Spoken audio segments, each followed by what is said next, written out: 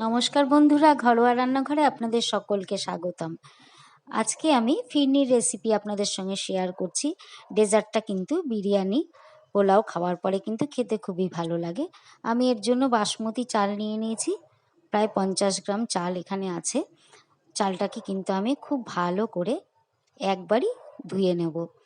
একবার ভালো করে জল দিয়ে ধুয়ে নেওয়ার পরে আমি ভিজিয়ে রেখে দেব 1 ঘন্টার জন্য জল দিয়ে। 1 ঘন্টা পরে এবারে আমি ছাঁকনির মধ্যে জলটাকে ঝরিয়ে চালটা 20 মিনিটের জন্য রেখে দেব, যাতে জলটা খুব ভালো করে ঝরে যায়।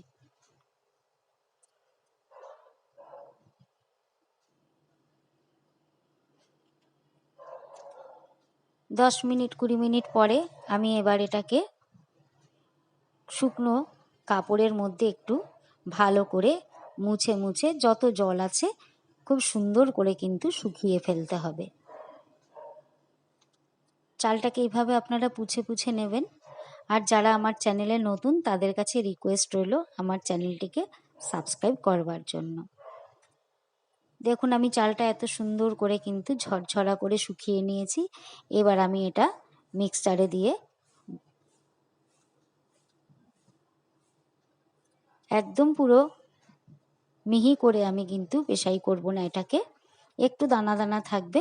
তাই মিক্সিটা কিন্তু কন্টিনিউ না ঘুরিয়ে একবার করে ঘুরাবেন, একবার করে বন্ধ করে দেবেন, তাহলে পরে কিন্তু এরকম একটু দানা দানা মতন চালটা হবে। চালটা কিন্তু দানা দানা না থাকলে খেতে ভালো লাগবে না।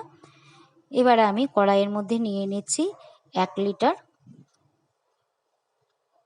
দুধ নিয়ে নিচ্ছি, লিকুইড দুধ। আমি আমুল নিয়ে নিয়েছি, আমুল দুধ।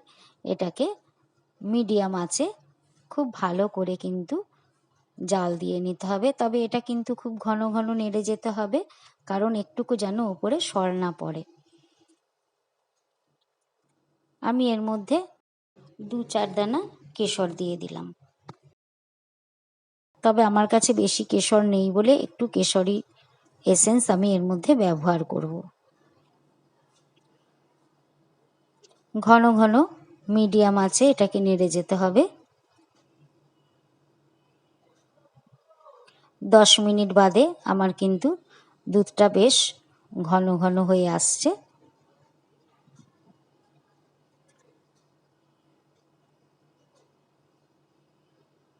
এবারে আমি মিহি করে রাখা চালটা এর মধ্যে দিয়ে দিচ্ছি। চালের গুঁড়োটা দেওয়ার পর সঙ্গে সঙ্গে কিন্তু কন্টিনিউ নাড়বেন, যাতে তলায় লেগে না যায়। আর কিন্তু অবশ্যই গ্যাসের ফ্লেমটা মিডিয়ামে রাখবেন। 20 মিনিট ধরে নাড়ার পরে আমার এটা কিন্তু এরকম ঘন ঘন হয়েছে। চালটাও কিন্তু খুব ভালো সিদ্ধ হয়ে গেছে।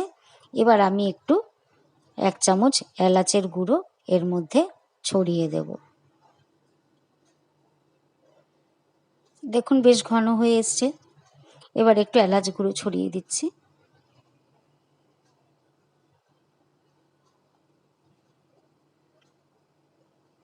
তলায় যেন না লাগে আর যেন সর না পড়ে, তাই কন্টিনিউ আমি নেড়ে চলেছি। এবারে বেশ যখন ঘন হয়ে এসছে এর মধ্যে আমি দিয়ে দিচ্ছি 100 গ্রাম চিনি। আপনারা যারা মিষ্টি পছন্দ না করেন তারা একটু কম চিনি দিতে পারেন, তবে ফিরনিতে মিষ্টি কম হলেই কিন্তু বেশি ভালো লাগে, অতিরিক্ত মিষ্টি ভালো লাগে না। চিনিটা দেওয়ার পরেও কিন্তু আমি প্রায় 5 মিনিট মতন খুব ভালো করে নাড়িয়েছি। এবার আমি 1 চামচ কেওড়ার জল এখানে অ্যাড করে দিয়ে নামিয়ে নেব। 2-4টে কেশর আমি এর মধ্যে দিয়ে দিচ্ছি।